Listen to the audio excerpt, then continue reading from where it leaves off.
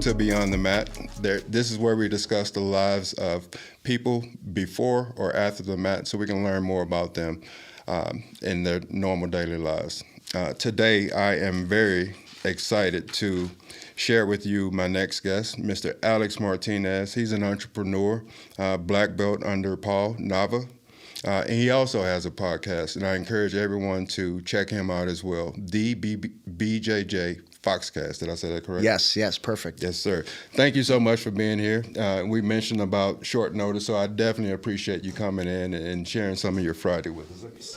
No, man, I've watched your episodes that you put out, and I'm a fan, so I'm very happy to be here. Thanks for having me. Yeah. You know, one of the real reasons, one of the main reasons I want you to come in, and I was sharing this with my producer, you were the first one that reached out and said, hey, you know, congratulations. I'm looking forward to seeing your content. So I really appreciate that. Oh, my pleasure. I had you in my back pocket. I just wanted to find a slot to get you in to pick your brain. But not only that, just to say thank you. Yeah.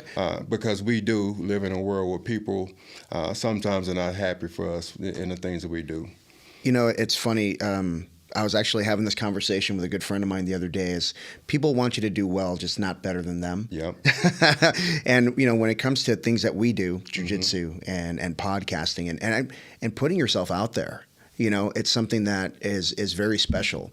And just to see, you know, you starting your own podcast and having the people that you've had so far, I was very excited for you, man. So I'm glad. I appreciate it. It's a blessing to have that access to people, you know, that I've had on into you, people that are real knowledgeable and that has been in the game industry, however you want to look at that, and sharing. Yeah. So I think it's very good what you do, especially. You bring that energy.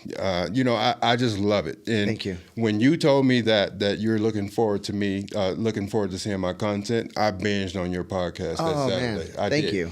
Because I was new and I like your style, and I wanted to learn, you know, how I can incorporate what you do into my podcast. Thank you, man. Just to give you a little backstory, I've been stalking you a little bit. Well, I'm glad. Thank you so much, man. Appreciate it. Tell me about growing up in South Texas. Growing up in South Texas is a little different because you know, I'm from Brownsville, Texas, a very poor place. I mean, even now, I left there and gosh, I haven't lived there since 1991, and even now, I think the population is under 200,000, and that's, you know, people that are actually registered, because there's, you know, we're a border town, so you know, it could be 1 million for all I know. Yeah. But you know, you know, and you grew up very similar in Houston, and you know, the Hispanic culture is huge. Yes, it is. And I think when I left, we were probably about 85%, you know, Hispanic, and I think the reason my family decided to settle in Brownsville is because of proximity to Mexico, and my whole family was in Mexico. So my mom and dad are naturalized citizens. Both my brothers are naturalized citizens. I'm the first one to be born in the States. Oh, okay. Yeah, I was actually born in Houston. Oh, really? Yeah. So that's the connection I have now. And now my family's in Houston and Dallas. But, you know, growing up in South Texas, you learn to shoot, you learn to fish, and you learn to spend a lot of time outdoors in the heat, you know, so it toughens you up a little bit. A lot of fighting, you know, a lot of, you know, close friends, riding bikes, stuff like that. But it's a great place to grow up. But, you know, the parents that, you know, my mom is a special person, and we didn't grow up with a lot. You know, and I didn't know what Section 8 housing was until I lived in it for, you know, till my maybe second or third year living in it. But, you know, I never knew that we went without. That lady's a special lady. So, so I had a good childhood. That's very special when you have a parent that, you know, shield their children from life's messes and life's challenges. Yeah. And look how you turned out. Yeah. You know, I would have to imagine that shaped who you are right now. Absolutely. Do you ever see yourself moving back to Texas or just to be there with mom? You know, my plan is actually I want to get a house in Port Isabel, and you know, she wants to live there, cool. But I just want a spot back home, and that's, I don't know. I still have ties. I haven't lived there in a long time, but it's still home, you know. Yeah. And she you know, we were on our own. But about the time I was 15, you know, my parents split up and we were on our own. So she really carried the weight, you know, in my formative years. And you know, she's a special lady. She played mom and dad at the same time, so it was cool. playing mom and dad, you got the best of both worlds. Yeah. Teaching you how to be gentle and caring and nurturing, if you will. But what I'm hearing is you grew up to be protective as well. Absolutely. Is that what started you in the martial? Well, let's start with the Navy. Tell me about your time in the Navy, because Bill's been telling me some stories. Tell me how bad you were in the Navy. I was terrible. Thank goodness there was no social media when I was in. But I joined the Navy in '91, and it was really.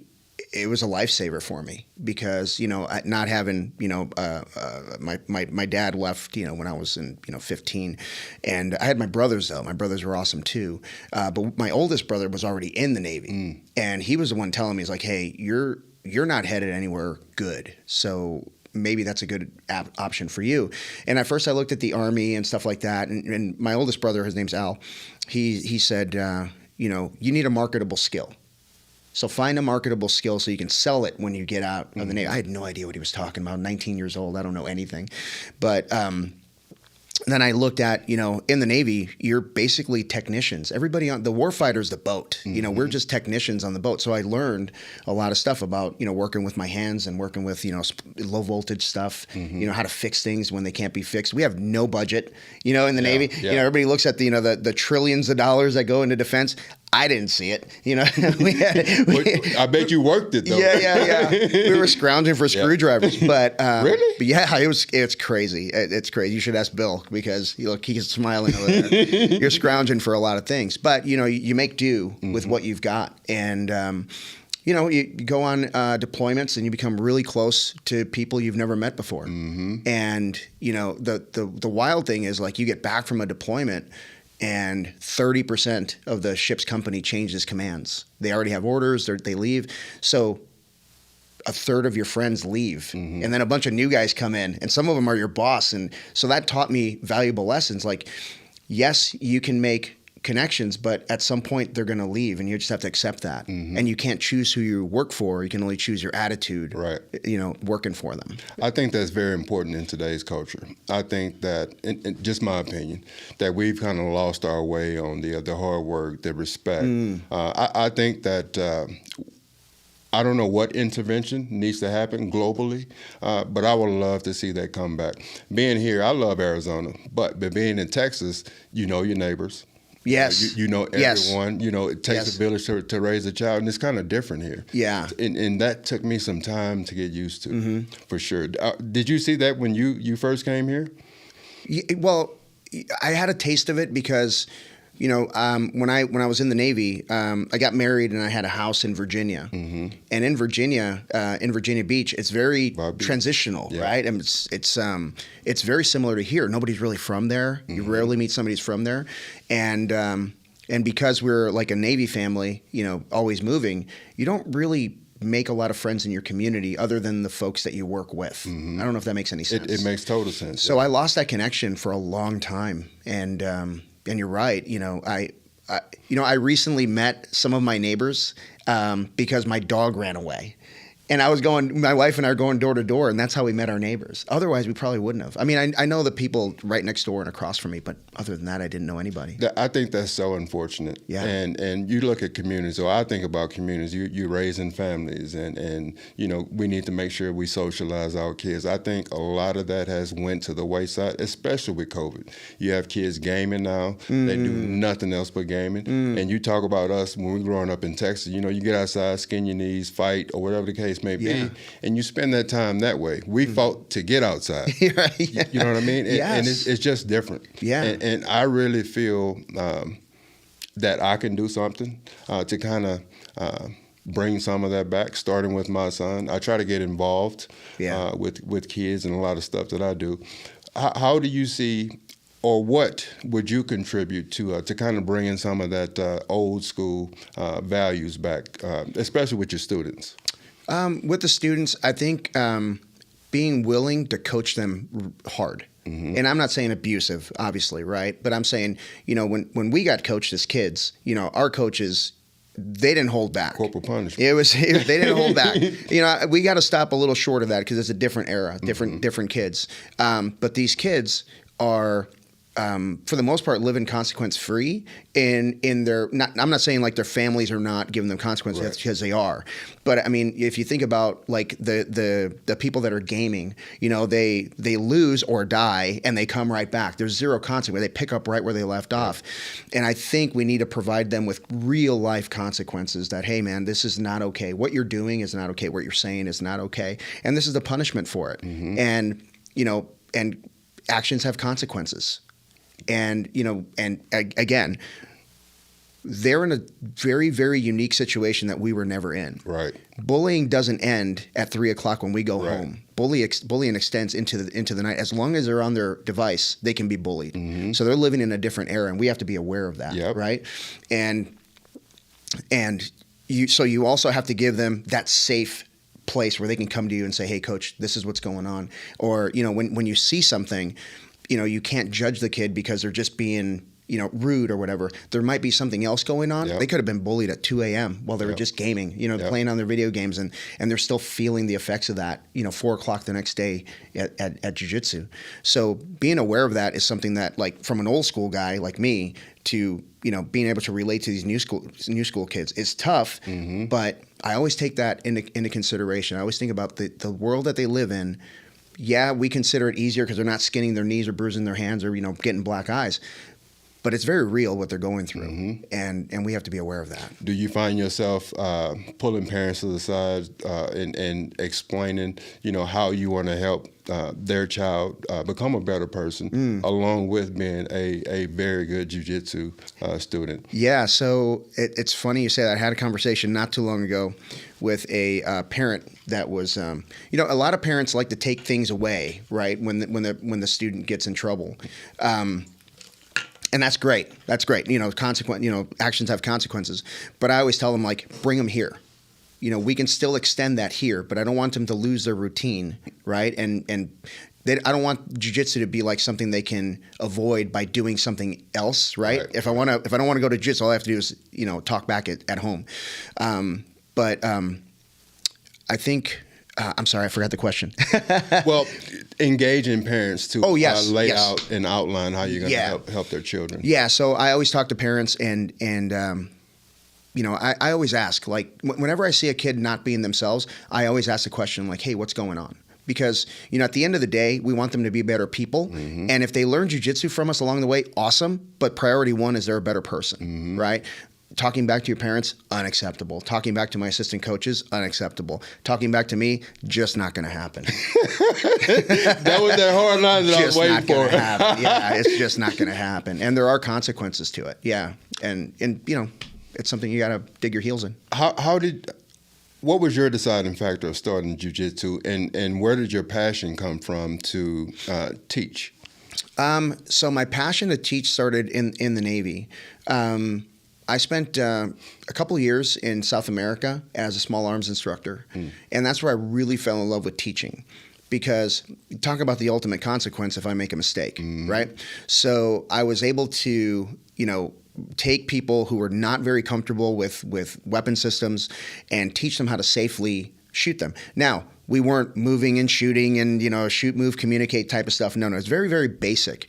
But just in that simplicity that I felt was simple, it was very complex to someone who's like, there's a firecracker going off in their hands and they don't like it. How do I get them to relax, right? And just accept that they are the platform that's launching this projectile down there, you know, downrange, and get them to just accept that, you know, that little bang every once in a while. And how to do it in a very safe manner and make them feel calm, cool, collected. The breathing is very important. Yes. And so I kind of took that, and you know, I also coached my kids' soccer teams, and, you know, did things like that. And that's very challenging because you can't pick your team most of the time, right? You just get kids that sign up. And so I took that, and, you know, I at this point, I love jiu-jitsu and I love teaching, so I'm doing everything that I love to do. Right. But it was a very tumultuous way to get there because, you know, it's like God or the universe or whomever is saying, hey, this is your path. And I'm like, no, I've got to chase $1. You know what I mean? So I jumped in the corporate world after the Navy.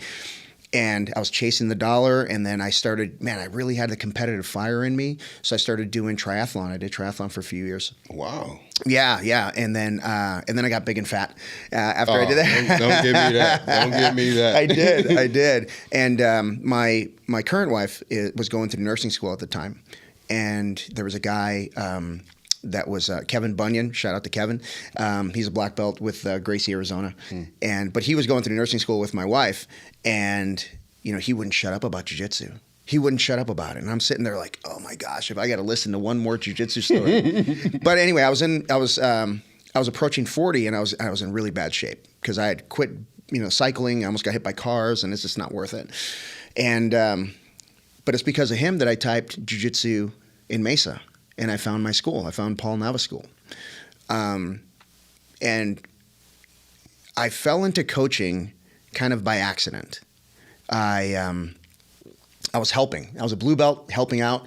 And I would, the head coach for the kids program, I was helping with the kids, he wanted to go train at his school on Wednesdays. So, I was asked, do you mind stepping in on Wednesdays? I'm like, nah, sure, no problem, I can handle it. Oh gosh, it was one day and I was losing my mind. But then he got an opportunity to go teach at another school, big opportunity for him, and we didn't have a kids coach. So my instructor, Paul, asked me, if I wanted to take over the program. And, you want to talk about insecurities just jumping out, like you're only a blue belt, you're only this, you're only that. But I said yes. And because I do love to teach. So I overcame a lot of my insecurities just by being prepared. I just studied a lot. And I found out like who within our community, like our immediate community within our association had the best kids program. So I found him, right? And I went and I would just sit in his class and I would just watch him teach and I would take notes. And then online stuff, like how to, communicate with kids, because kids learn differently. And then when you have the multitude of personalities, you have to understand who can be yelled at, who cannot, who needs a pat on the back all the time, who needs, and those are the things that I developed over time. And then eventually we had a really successful kids program. So that's kind of where the love of coaching came from. Just, you can love something when you're prepared. Yes. You can hate something when you're not. Yes. Right? So preparation helped me a lot. Yeah.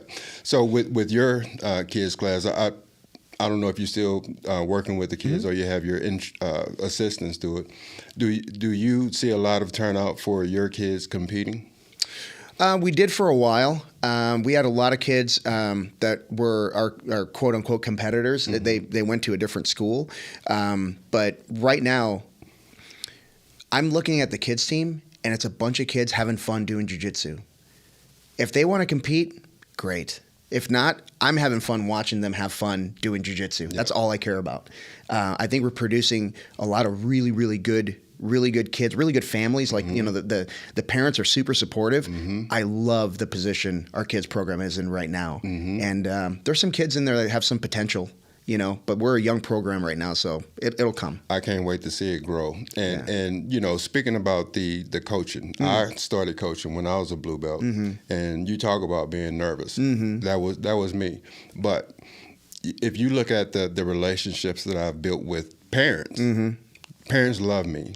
The kids love me, and I enjoy being around those kids that I coach. I don't coach anymore because, obviously I'm trying to do other things. Yeah. But I still built those relationships, and for them to remember me and always want to see me, it makes me feel so good. So I think that you're getting that same reward from your students, and it makes you feel so good. Yeah. I didn't know I wanted to do that. Right, yes. Yeah. Well, let me ask you this. Do you have a coach in your life prior, and when you were a kid, that you still remember today? Yes. That you still talk about today? Yes. My son is named after my football coach. Really? Yeah. Yeah. I played for this guy, and my Pop Warner age, but we played for our school. This is Texas football, so everybody played for their school. Played for him in elementary school, junior high, and then I tried to play for him in high school, but I didn't grow the way other kids grew. Yep. But Tony Padilla, my son is named after him. He had such a huge impact on me that, gosh, man, what more can I say about the guy, right? But I'd like to be that person to a kid, a positive influence that, 30 years later, they're still talking about them. 40 years later, they're still talking about them, so. I had a similar chapter in my life. I started playing baseball at 7 years old for the boys club. And I had this coach, and he seen so much potential in me. This man would come and pick me up for practice, gave me my first baseball glove, gave me my first pair of spikes, and bring me home. I still think about that guy, and I donate to the Boys and Girls Club to this day because of him. Wow. Because of him. That's huge. It's amazing how people can come in and impact your life so much so that you remember them from the age of 7 years old and beyond. Yeah. I think that's very important. I think that's what I find in a lot of jiu-jitsu environments, that it is family. You remember people. And to your point, you want to have people look at you because you made an impact in their life going down. I believe that's why, we all do it. Yeah. And I'm assuming it's very gratifying for you. Yeah. And I also teach adults. I teach the evening class 3 days a week. And it's really gratifying to see people who are very successful in their professional life, and they just fall in love with jiu-jitsu, and they become like almost kids again. You know what I mean? And I mean, I'm sure you've seen it. You get a guy who's, super successful, has their own business, and they get their blue belt and they're in tears. Yep. Why is that? Yep. I was just telling Professor that I cried when I got my blue belt simply because of the sacrifice. People don't understand the sacrifice. Yeah. They look at Instagram, YouTube, and they think we're a bunch of jarheads or meatheads. Right, yeah. Don't know that we're professionals, entrepreneurs, doctors, lawyers. Yeah. And I think that's very important for people to see, because we are real people, and we're putting ourselves in that position to learn something, add a new discipline to our tool belt. 100%. Speaking of entrepreneurship, tell me about it. So I spent a lot of years making other people rich. I was in sales, and I did pretty well. The biggest mistake I made in my corporate life is I got really good at a job I didn't really like. And but it fed my family, put my kids through school. Like, I have no regrets. Like, I did what I had to do. But always deep down, like, I wanted my own thing. I wanted my own business, and I didn't know what that was. And then my former business partner and I decided, like, hey, we should open a jiu-jitsu academy. Why not, right? And it's obvious, right? It almost seems obvious, like, oh yeah, we could totally do it. It's really difficult. Yep. And my hat's off to everybody who has owned jiu-jitsu academies in the past or before me. I'm learning so much from these guys, and I feel like I owe them a debt of gratitude just because watching them make their mistakes. And my professor, Paul Nava, has been amazing. He always pulls me to the side, and he's always saying, don't make the same mistake I made. Do this. Make sure you're doing this. Make sure you're doing that. And he's been just a blessing to have on my side. And because, yes, there are a lot of jiu-jitsu schools in the Arizona and in the Phoenix area, but we're all such a small community that we all try to, help each other and, support each other as much as we can. I think that's perfect. Yeah, I think it's great. But, when you start getting into, you're in business, you're in a combat martial art, right, or in a martial art, you're in the people business, and you're, trying to support two households, basically, the academy and your own house. The balance is very, very difficult because the passionate side of you wants to give it away for free. Yes. Right? You can't. Yeah. You can't. The business side of you says you'll starve, and that's really the balance there. Like, how do you create this environment where you have a family atmosphere, but you're also able to provide for your home, for your family? And that really revolves around the people that walk through the doors, period. Yep. They are the most important piece, because if you have good people in your academy, good people will join your academy. Absolutely. And here's the best part. If you have, excuse my language, but if you have an asshole, just wait. Yep. They always leave. Yep. They always leave. Yep. And it really the instructors can't always find them, can't always pick them out, because they people do a good job of being someone else. Yes. So with that, you're talking about having to run 2 households. I imagine it has to be easier for you since your wife trains jiu-jitsu as well, right? She's amazing. And I watched on an episode. She is amazing. She is. Thank you. Yes. It's like any field of endeavor.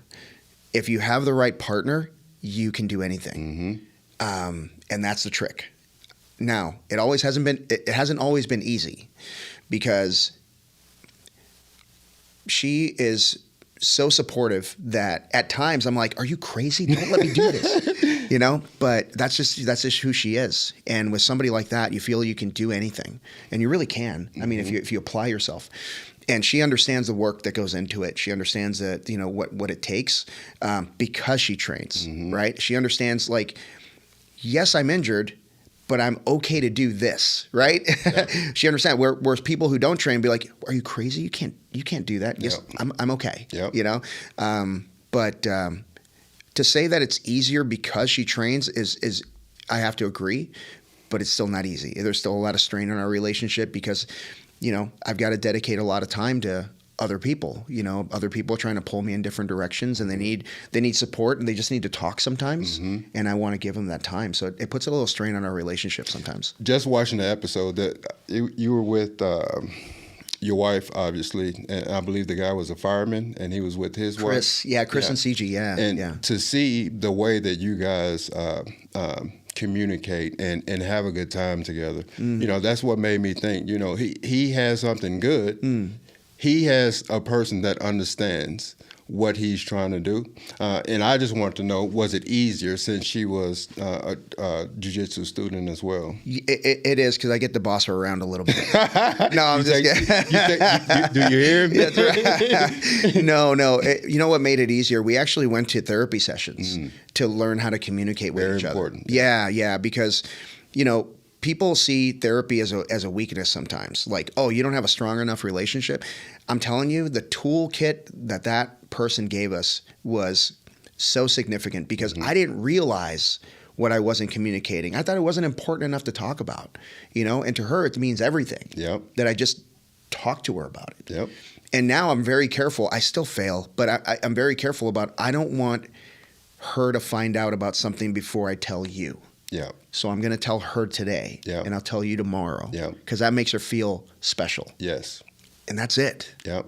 That's it. So that's what makes us tick. Yep. And she does the same for me, which I appreciate. I'm getting emotional thinking about it. But yeah. Well, I mean, as you should, because you have a partner that I'm assuming you've been searching for or waiting patiently for to come into your life. And as you mentioned, I think it's so important to have support in whatever you're doing. She understands that this is your passion, and she's going to support you through it. It's common that she's going to want extra time sometime, but you still have that partner there and ready to support. Yeah, I think that's so good, and I think that's important to the community of jiu-jitsu as well. I'm glad you mentioned that because you get like the Gardeneers, Andrew and Leslie. You have Gustavo Dantas and his wife. They run the tournaments together, and we know they have a lot of help. But I look at those couples and I'm like, they've got something going on that's really special, and all I've got to do is watch how they interact, watch what they do, and ask questions. It's okay to. They've actually been on my podcast.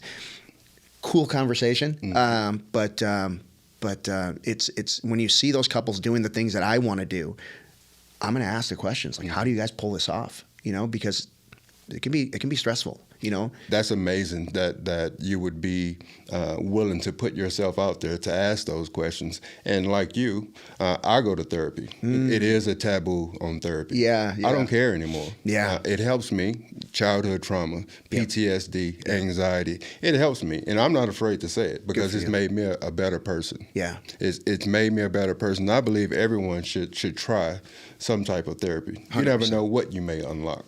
You just don't know what's going to come out of your mouth, and then you're like, oh, whoa. Because I think I think this is a great therapy session, just getting the words out, right? Yes. But when you start talking to somebody who's a professional, that listening and dissecting what you're saying and tying things together, and then they can give you tools on how to handle those things. Because for me, it's like, okay, what frustrates me and what do I do about it? Mm-hmm. That's what I'm writing down, okay? And then I bring it to her. I'm like, hey, this is what happened. And then she's like, well, how long did you hang on to that? I'm like, ooh, that's a great question. Because you tend to hang on to it, and those fester, right? Yep. And so she's giving me tools on how to express myself and get those out, and have that conversation. Because I did have issues as a child by seeing different things. What I've learned is once you say it out loud, you get this release of pressure. Yeah, it's true. And you think about it, man, why couldn't I have done that sooner? Yeah. And I was talking to a friend of mine, and a lot of people get into therapy and they go 1 or 2 times, I'm healed. That's not the way. That's not the way it works. It is not. And I wish more people, and I hope that people tune in to listen to this, especially families or married couples, because it's very important to understand that you're a real person. You have real people's challenges in life as well. Yeah. And I think that's very important when you are inviting kids and students into your school to teach them, to show them, hey, I'm no different than you. Nope. Yeah. Let's learn together. Yeah, absolutely.